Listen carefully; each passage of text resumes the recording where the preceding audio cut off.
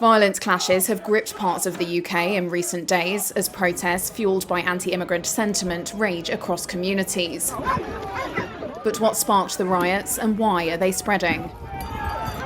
On July 29th, 3 girls were murdered in a knife attack at a Taylor Swift-themed dance workshop in the normally quiet seaside town of Southport, a crime that has shocked the nation. Days later, the suspect, 17-year-old Axel Ruda-Cubana, appeared in an English court. Police quickly clarified that the incident was not terrorism-related, adding that Ruda-Cubana was born in Britain and that his parents had moved to the UK from Rwanda. Rumours around the suspect's heritage quickly gained traction online, fueling protests by anti-immigration and anti-Muslim demonstrators, which quickly descended into violence, arson and looting. Cars have been set on fire, and some unverified social media videos have shown ethnic minorities being attacked. False messaging on online platforms has also wrongly identified the suspected killer as a radical Islamist migrant. Police say high-profile figures amplifying these claims have contributed to the public response to the Southport killings. Former leader of the defunct anti-Islam English Defence League, Stephen Yaxley-Lennon, who is better known as Tommy Robinson, is one of those being blamed by media for spreading misinformation to his many followers on X. Ex-owner Elon Musk has also weighed in. Responding to a post that blamed mass migration and open borders for the disorder in Britain, he wrote, "Civil war is inevitable." The spokesperson for British Prime Minister Keir Starmer said there was no justification for Musk's comments. We'll ramp up criminal justice. There have already been hundreds of arrests. Starmer, who has held emergency meetings with police and prison chiefs, has said violent protesters who target Muslim communities would swiftly face the full force of the law. Police say they've arrested hundreds of people since the start of the unrest and warned of lengthy prison terms for those found guilty of violent disorder. The protests have spread quickly from Southport to several other areas of the UK, with marches held from London to Liverpool, with mosques and hotels housing migrants targeted. That has become a moment at which to mobilise again. Director of UK-based think tank British Future, Sundar Katwala, says the Southport knife attack has become a moment for people to mobilise against. And so that tells us something about the group reputation of those groups among the people with, potentially far-right views and prejudiced views of them. But it is also that groups have been looking for an attempt to create a flashpoint, particularly around asylum accommodation, for the last several months. The British government also says it's examining the role foreign states are playing in amplifying disinformation online, while warning social media firms they had to do more to stop it. A specialist on right-wing extremism told Reuters that far-right groups are less organised than they were a decade ago, but that they are now highly visible, exploiting modern technology to capture attention. Shalom. First and foremost, I want to give all praise, all honor, and all glory unto Yahweh, Bahashem, Yahweh Shai, Bahashem, Rakak Wadash. And next, double honors to the head apostles / elder bishops of the great millstone, who teach and who rule well. Peace, blessings, and safety. To all you sincere Akim, keep pushing, keep believing, and keep the faith, regardless whether we'll hear or whether they forbear. Okay, and this video is inspired by all the recent chaos and riots that have been taking place over in the UK. All right, over the hacking of 3 young girls. Okay, the accused suspect is 17-year-old Alex Ruda-Cubana. All right, and he is the son of a Rwandan refugee who fled during the 1994 Rwandan genocide against the Tutsi. All right, these deletions have sparked outrage all throughout the UK, and the video that we just watched was some of the aftermath. All right, there have also been a series of violent, racially motivated attacks that have been happening because of far-right groups taking this as an opportunity to let their feelings towards migrants be known. All right, so me personally, I'm apolitical, but spiritually, this is a foreshadowing of what is to come here in America, the daughter of Babylon. As we always say, race wars, class wars, civil wars, economic woes. All right, and there was a movie that came out recently called Civil War 2024, and in that movie, Esau was killing anyone that didn't appear to be WASP. All right, and WASP, I believe that stands for white Anglo-Saxon Protestant. Okay, and that spirit of the dragon is going to be raised up again according to prophecy. Okay, so the Lord is going to reactivate his sword soon come, and this devil will come down having great wrath against Jacob. All right, so let's go ahead and play that clip from that movie Civil War 2024. Guys over there, they're my colleagues. What kind of colleagues? Journalists, sir. This guy's your colleague? This guy here? Yes, sir. He's my... That guy? Just please. Just please? Sir, Please, please. sir. Yes, Just speak. Let me... Well, you're American, okay? Okay. What kind of American are you? Florida. Florida. What about you? Where are you from? Missouri? Missouri? What about you? Where are you from? Colorado. Colorado. Who's this guy hiding over here? Hey, buddy. Where are you from? I'm from Hong Kong. Oh, China.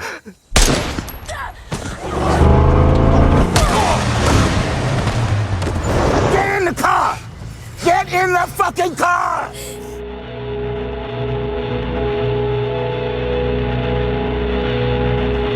Go! All right, so you've seen the clip, okay? And in the clip, the guy, he was deleting anyone who wasn't what he called a so-called American, okay? And like I said, that spirit of the dragon is going to be raised up again in this time, okay? The Lord is going to raise up his sword, which is Esau, to judge the wicked of our people, the 2/3, okay? 2/3 of the so-called Negroes, Latinos, and Native American Indians. All right, and really, Esau is going to come up against anyone who is not of his ilk, all right, and even those that are, okay? Esau is going to be, it's pretty much going to be man, every man for himself, all right? We've seen these in plenty apocalyptic movies, okay? But let's go ahead and get some scriptures. This is the book of Revelation, chapter 12 and verse 12. It says, "Therefore rejoice, ye heavens, and ye that dwell in them. Woe to the inhabitants of the earth and of the sea, for the devil is come down unto you having great wrath, because he knoweth that he hath but a short time." Okay, and this is really going into the elites. All right, the devil here, the adversary, the slanderer, the deceiver, all right, Lucifer is speaking of the illuminated ones, also known as the Illuminati, okay, the ones who control the society. All right, they are going to artificially create chaos so that they can bring order out of that chaos. All right, as I always bring out the saying, ordo ab chaos, all right, which is a Freemason term, all right, for order out of chaos. All right, so that's the plans of the elites. They're going to bring in the chaos so they can come with order. All right, and that order is going to it's going to implicate draconian measures, okay, to take away the rights and the freedoms of the people of the earth. All right, that's their plans, to enslave the whole earth, and with that, there's going to be much bloodshed and violence, okay, worldwide, but especially here in America, Babylon the Great. But at the end of the day, it's all the will of Yahweh Bashmi Yahushai. All right, he's going to use his time to punish the wicked of the earth, which is the vast majority of people. All right, let's go to Isaiah, the 21st chapter. It's like Ezekiel, the 21st chapter. All right, let me see. Okay, Ezekiel, chapter 21 and verse 9. It says, "Son of man, prophesy and say, Thus saith the Lord Yahweh, say, a sword is sharpened and also furbished. It is sharpened to make a sore slaughter. It is furbished that it may glitter. Should we then make mirth?" All right, mirth is like folly, being happy for no reason, okay? Because the men of the Lord, according to prophecies, are supposed to be sighing and crying, okay? They're not supposed to be in a spirit of mirth. All right, this is not the time to be partying, living that YOLO life and all that. All right, this is the time to be humbling yourself and praying that the Lord has mercy upon you, okay? It says, "Should we then make mirth? It contemneth the rod of my son as every tree." Okay, verse 11, "And he hath given it to be furbished, that it may be handled. This sword is sharpened, and it is furbished to give it into the hand of the slayer." Okay, all right. The sword is a killing instrument. Okay, so that's what the sword represents, and it's been furbished and sharpened to give into the hand of the slayer. So the Lord is saying, I'm going to bring mass death, all right, upon the world.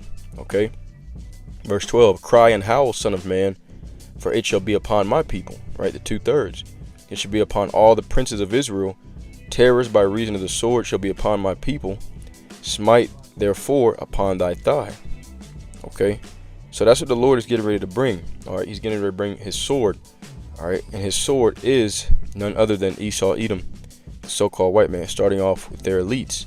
All right, they're the ones that are in control of society, and they are the ones that are going to bring up these draconian measures. All right, and you already have presidential candidate Donald Trump saying that he's going to bring back the guillotine, that he is going to make it to where police officers have 100% impunity, okay, where they are able to do whatever they want to do pretty much and be not subject to prosecution. Okay, so the Lord is already setting up the pieces, all right, to raise up his sword to use against the wicked and rebellious of our people. All right, this is Psalms chapter 17 and verse 13. It says, "Arise, O Yahweh, disappoint him, cast him down, and deliver my soul from the wicked, which is thy sword." Okay, who is that him? Once again, are the elites of Esau, Edom, the so-called white man. All right, the Rothschilds, the Gettys, the Bloombergs, the Eisenhowers, all right, the elite banking families. Okay, these are the ones that are coming up with these plans. Why? Because they know that they have a short time. Their kingdom, their rulership is coming to an end. Okay, so what are they going to try to do? They're going to they're plotting. It's like they're planning and plotting against Jake. All right, they're going to try to take out the elect, so the prophecies cannot come to pass. All right, verse 14. It says, "For men which are thy hand, O Yahweh, for men of the world, which have their portion in this life."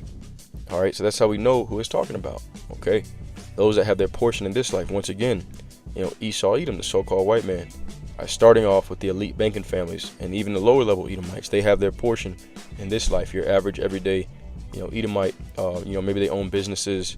They have high level corporate positions.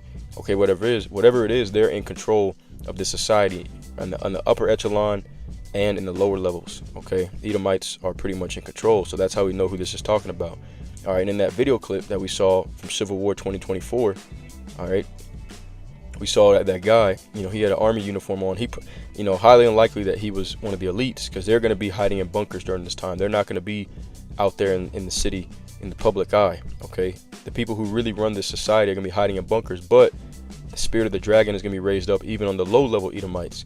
And like we saw in the video, they're going to be, doing what they're created to do: stealing, killing, and destroying. Okay, so let's go to let's go to the book of 2nd Ezra, the 15th chapter. All right, let's get that next. It's going to describe what these evils are going to be like in that time.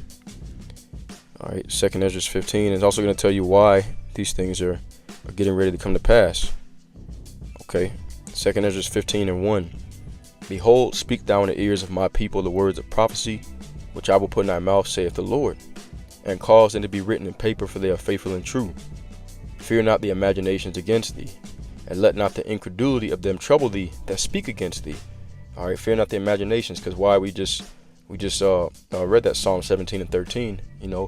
Disappoint him, okay, because he has plans to destroy the righteous. It says, verse 4, "For all the unfaithful shall die in their unfaithfulness. Behold, saith the Lord, I will bring plagues upon the world, the sword, famine, death, and destruction. For wickedness hath exceedingly polluted the whole earth, and their hurtful works are fulfilled. Therefore saith the Lord, I will hold my tongue no more as touching their wickedness, which they profanely commit. Neither will I suffer them in those things in which they wickedly exercise themselves. Behold, the innocent and righteous blood crieth unto me, and the souls of the just complain continually. And therefore saith the Lord, I will surely avenge them, and receive unto me all the innocent blood from among them. Behold, my people is led as a flock to the slaughter. I will not suffer them to dwell in the land of Egypt." All right, spiritual Egypt, America. "But I will bring them with a mighty hand and a stretched out arm, and smite Egypt with plagues as before, and will destroy all the land thereof." That's how you know it's not talking about ancient Egypt. Okay, he said, I'm going to bring plagues upon Egypt as I did before. Okay, so he's saying this is the second time. Okay, verse 12. "Egypt shall mourn, and the foundation of it shall be smitten with the plague and punishment that the Most High shall bring upon it. They that till the ground shall mourn, for their seed shall fall through the blasting, and hail with a fearful consolation. Woe to the world and them that dwell therein, for the sword and their destruction draweth nigh, and one people shall stand up and fight against another, and swords in their hands." Okay, that's going into civil war. Okay, One people shall stand up and fight against another with swords in their hands. A sword is just any kind of killing instrument. It could be a gun, it could be a machete, shit, man, whatever it is. All right. For there shall be sedition among men, and invading one another. They shall not regard their kings nor princes, and the course of their actions shall stand in their power. All right. So sedition among men is uprising against the government. Okay. That's what that whole movie Civil War 2024 was all about. All right. And invading one another. Why? Because when there's no food out here, people are going to be kicking each other's doors in, trying to find medicine, food, any kind of supplies, whatever it is. Okay. And they shall not regard their kings nor princes. So when the rulers of the city, the mayor, the police chief, they tell everybody to go back in their houses, they're going to say, no, we're going to do whatever we want to do. All right. That's why in that Civil War clip, all right, you saw those Edomites, they had a giant ditch that was digged and piles of bodies in there because no one's going to care about the consequences anymore. It's just going to be complete anarchy. All right. That's why it says in the course of their actions shall stand in their power. So people are going to do whatever the hell they want to do in that day. Okay. Verse 17, a man shall desire to go into a city and shall not be able. All right, martial law. Okay, verse 18, for because of their pride the city shall be troubled, the houses shall be destroyed, and men shall be afraid. A man shall have no pity upon his neighbor, but shall destroy their houses with the sword, and spoil their goods because of the lack of bread and for great tribulation. All right, so that's what's going to really come. Okay, a man is going to have no pity upon his neighbor. They're not going to care if it's a woman, with children or whatever. They're going to go in there and they're going to take what they want, including you. All right. Beauty is going to be a curse on that day, okay? Unless you're protected by Yahweh Bashem Yahushua himself, a lot of these women are going to be getting, grabbed up, and whoever grabs them up is going to do what they want to do with them, all right? It says, but shall destroy their houses with the sword and spoil their goods. To spoil means to rob because of the lack of bread and for great tribulation. Okay, so that's what's getting ready to come. All right, let's get to verse 20. It says, behold, saith the Most High, Yahweh, I will call together all the kings of the earth to reverence me, which are from the rising of the sun from the south, from the east and Libanus, to turn themselves one against another and repay the things that they have done to them. So he's going to gather all the kings of the earth from the four corners for that battle of Armageddon, World War III is what the people know it of. All right. Verse 21, like as they do yet this day unto my chosen, so will I do also in recompense in their bosom. Thus saith the Lord Yahweh. So the nations of the world treat the Lord's chosen people, all right, like poo. And he said, I'm going to recompense their way upon their head. That's what World War III is all about. Okay, that's what it talks about when it talks about pleading the cause of Zion. Okay, he's going to judge the nations for what they've done. Okay, verse 22, it says, my right hand shall not spare the sinners, and my sword shall not cease over them that shed innocent blood upon the earth. All right, that's particularly Esau, but all the heathen nations. The fire is gone forth from his wrath, and hath consumed the foundations of the earth, and the sinners like the straw that is kindled. Woe to them that sin and keep not my commandments, saith the Lord. I will not spare them. Go your way, ye children, from the power, and defile not my sanctuary. For the Lord knoweth all them that sin against him, and therefore delivereth he them unto death and destruction.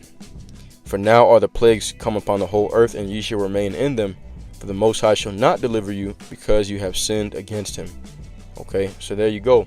All right, that's what's getting ready to come, man. That's what the Lord is bringing. And ultimately, like I said, it's all because it's the judgment of the whole world. All right, let's get the next chapter. Okay, 2nd Ezra 16 and verse 1. Woe be unto thee, Babylon and Asia. Woe be unto thee, Egypt and Syria. Gird yourselves with cloths of sack and hair, and bewail your children to be sorry, for your destruction is at hand. A sword is sent upon you, and who may turn it back? A fire is sent among you, and who may quench it? Plagues are sent unto you, and what is he that may drive them away? May any man drive away an hungry lion in the woods? Or may anyone quench the fire in stubble when it hath begun to burn? May one turn again the arrow that is shot of a strong archer? The mighty Lord Yahweh sendeth the plagues, and who is he that can drive them away? A fire shall go forth from his wrath, and who is he that may quench it? He shall cast lightnings, and who shall not fear? He shall thunder, and who shall not be afraid? The Lord shall threaten, and who shall not be utterly beaten to powder at his presence? Whew, fire. All right, I'm gonna skip down. Okay, I'm gonna skip to verse 13. It's like at 14. It says, behold, 13, Salakia. For strong is his right hand that bendeth the bow. His arrows that he shooteth are sharp and shall not miss when they begin to be shot into the ends of the world. This is speaking of the ICBM nuclear missiles. Behold, the plagues are sent and shall not return again until they come upon the earth. The fire is kindled and shall not be put out till it consume the foundation of the earth. Like as an arrow which is shot of a mighty archer returneth not backward, even so the plagues that shall be sent upon earth shall not return again. Verse 17. Woe is me, woe is me. Who will deliver me in those days? This is Ezra. All right, and he's seeing this vision of this great destruction at the end, and this is the reincarnation scripture, because he knows, obviously, he prophesied this thousands of years ago, but he knows that he's going to be reincarnated to be back here in these last days. All right, all the prophets of old are back today. Okay, like Daniel, Isaiah, Malachi, Amos, all right, Ezra, all these different prophets are back today. Okay, it says, the beginning of sorrows and great mournings, the beginning of famine and great death, the beginning of wars, and the powers shall stand in fear. The beginning of evils, what shall I do when these evils shall come? Behold, famine and plague, tribulation and anguish are sent as scourges for amendment, but for all these things they shall not turn from their wickedness, nor be always mindful of the scourges. So the Lord is going to send these plagues, and he's sending them right now. All right, little by little, there's great distress on the earth, even right now, right? But it's going to come, it's going to hit like a flood. It's going to hit in mass, okay? And he's sending these evils as scourges, as whippings for amendment, for you to change your ways. But people, they're not going to do it. They're going to continue in wickedness until the Lord destroys them and wipes them off the face of the earth, okay? Verse 21. It says, this is that flood of destruction that's going to come suddenly. It says, behold, victuals, meaning food, shall be sold good cheap upon earth, that they shall think themselves to be in good case. And even then shall evils grow upon the earth, sword, famine, and great confusion. For many of them that dwell upon the earth shall perish of famine, and the other that escape the hunger shall the sword destroy. And the dead shall be cast out as dung, and there shall be no man to comfort them, for the earth shall be wasted, and the city shall be cast down. Okay, so it's gonna be real bad, and I'm gonna skip down. I mean, we can keep on reading. Whew, man, it's fire. Let's see. Matter of fact, let's get this right quick. Verse 27. So that one man shall desire to see another and to hear his voice. For a city there should be 10 left, and 2 of the field, which shall hide themselves in the thick groves and in the clefts of the rocks. So people are going to be afraid. They're going to be hiding out in the wilderness, okay, trying to escape. And it says, of a city there should be 10 left. So you imagine a large city, a large city like New York City or something. The Lord may wipe out damn near the whole population with only maybe a couple hundred people left. Okay, that's how bad it's going to be. A city of New York, 10, 12 million people in the metropolitan. The Lord will kill, that many people to where there's only a couple hundreds left. As it says in the scriptures, as a wave is greater than a drop. Okay, so if you take a whole wave in the ocean and you pull one drop out of that one drop is who the Lord is going to allow to live. Okay, it's gonna be that bad. All right, I'm gonna skip down. It says, verse 31. Even so, in those days there shall be 3 or 4 left by them that search their houses with the sword. That's what we read about in the 15th chapter. Okay, skip down to verse 33. The virgins shall mourn. All right, the virgins shall mourn, having no bridegrooms. The women shall mourn, having no husbands. Their daughters shall mourn, having no helpers. In the war shall their bridegrooms be destroyed, and their husbands shall perish of famine. Okay, hear now these things and understand them, ye servants of the Lord. Behold, the word of the Lord, receive it. Believe not the gods of whom the Lord spake. Behold, the plagues draw nigh and are not slack. As when a woman bringeth, sorry, I'm going to skip to the next verse. I'm going to skip to 39. Okay, it says, even so shall not the plagues be slack to come upon the earth, and the world shall mourn, and sorrow shall come upon it on every side. O my people, hear my word, and make you ready to thy battle. In those evils be even as pilgrims upon the earth. So you got to be ready to move. All right, you got to be ready to drop everything at a moment's notice and go on the run. All right, that's the time we're going to come into. Okay, that's the reason why we tell you, constantly about how, what you're doing, like in this world. Try to get rich and build a life for yourself and all that. It's all in vain, because it's all going to be wiped away, and very soon. Okay, and it tells you in Ezekiel 13th chapter, around about verse 5. That's why the Lord is angry with these false prophets, because they're not preparing, the house of Israel for the battle of the day of the Lord. Okay, they're not giving warning to the people. They just speak in prosperity, which is completely opposite of what the Lord says. Okay, 2 Ezra 16 and 41. He that selleth let him be as he that fleeth away, and he that buyeth as one that will lose. He that occupieth merchandise as he that has no profit by it, and he that buildeth as he that shall not dwell therein. So you build a, pretty much like he that buildeth, you have a house, you got to be prepared that you're not even going to have that house anymore. They're going to take it. He that soweth as he that shall not reap, so also he that planted the vineyard as he that shall not gather the grapes. All right, they that marry as they that shall get no children, and they that marry not as the widowers. And therefore they that labor in vain. Everything you're doing on this side is all in vain, because it's all going to be wiped away anyways. Okay, it says, for strangers shall reap their fruits and spoil their goods, overthrow their houses, and take their children captives. For in captivity and famine shall they get children. Okay, it says, and they that occupy their merchandise with robbery, the more they deck their cities, their houses, and their possessions, their own persons, the more will I be angry with them for their sin, saith the Lord. So the more that you build up in this society, the more angry the Lord is actually going to be with you. Okay, because you're not focused on his word, his righteousness, which is actually going to deliver you. All right, that's I'm gonna get verse 52. For yet a little, and iniquity shall be taken away out of the earth, and righteousness shall reign among you. All right, that's why we're excited about this time. Okay, we're ready for the Lord to bring these judgments, because why? We know that once these things happen, that we're pretty much going into the kingdom as long as we finish our course. Okay, let's see. Okay, let's get this.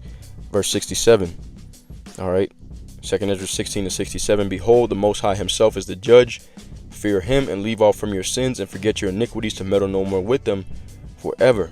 All right, so shall the Most High lead you forth and deliver you from all trouble. For behold, the burning wrath of a great multitude is kindled over you, and they shall take away certain of you and feed you, being idle with things offered unto idols. Okay, and this is that great tribulation.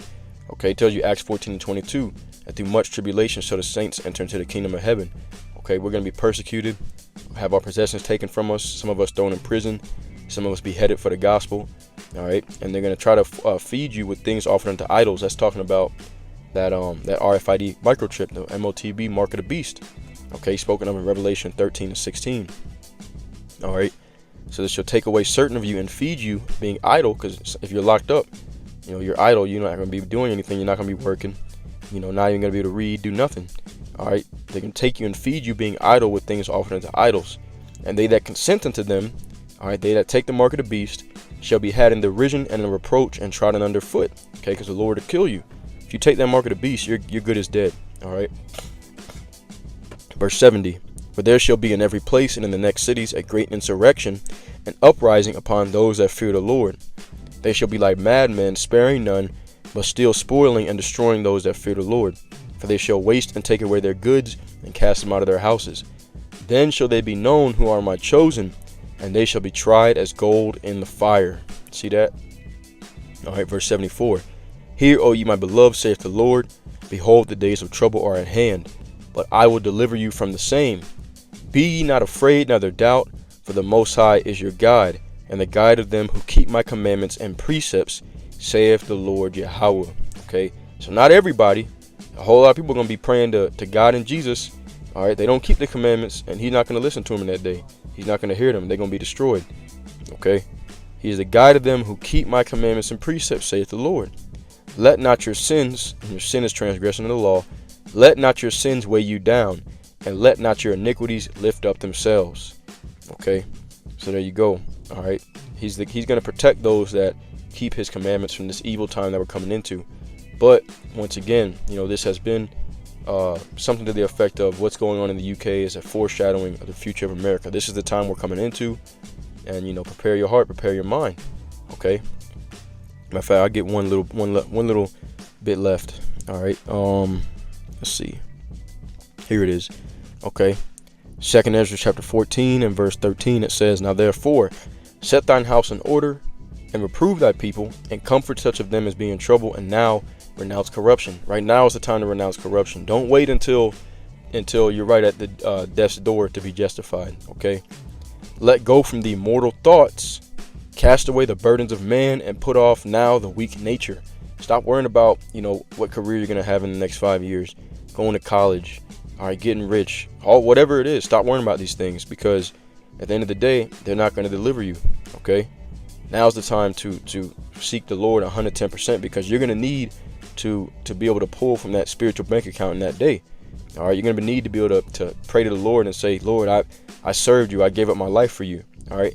And he's going to give up. He'll be willing to protect those who gave up his life for him. Okay.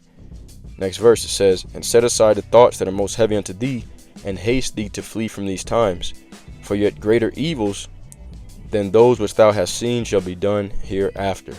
All right, Lord's will, this is edifying. As always, I want to give all praise, honor, and glory to Yahweh, Bahashem Yahushai, Bahashem Rakakwadash. Until next time, Shalom.